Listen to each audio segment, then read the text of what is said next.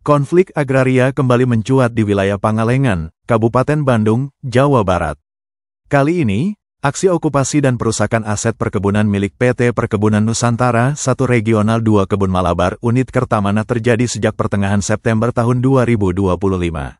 Manajer Kebun Malabar, Heru Supriyadi mengatakan, berdasarkan laporan resmi manajemen PT PNI Regional 2, peristiwa bermula pada tanggal 15 September tahun 2025 ketika terjadi demonstrasi di Afdeling Cikembang, Kebun Malabar. Aksi dilakukan oleh sekelompok petani yang menolak kerjasama antara PT PNI dengan TNI AD. Ketegangan berlanjut pada tanggal 24 September tahun 2025, saat Aliansi Petani Pangalengan yang tergabung dengan Serikat Petani Pasundan dan Konsorsium Pembaruan Agraria menggelar aksi di gedung DPR RI dalam rangka memperingati Hari Tani Nasional. Dalam audiensi itu, salah satu tuntutan mereka adalah redistribusi tanah bekas hak guna usaha PT PN.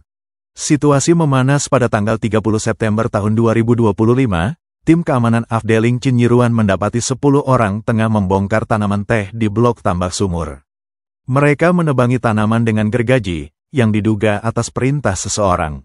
Bahkan, tim keamanan mendapat intimidasi verbal saat mencoba menghentikan aksi tersebut.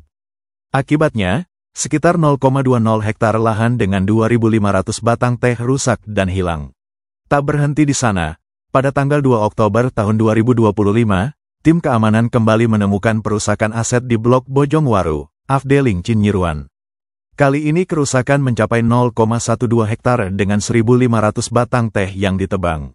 Manajemen PT PN 1 Regional 2 telah melaporkan kejadian ini ke Polsek Pangalengan dan memperketat pengamanan di titik-titik rawan. Kalau saya sebagai karyawan harus buntu tikoro saya, Pak.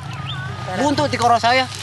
Karena apa? Lahan yang saya garap ini udah ditebang, nggak ada pertanggungjawabannya. Kalau bisa tuntaskan hari ini, Pak. Kalau bisa. Karena keluarga saya dari 4 keluarga yang kerja, tinggal 2 saya. Tinggal 2, yang 2 dikurangin.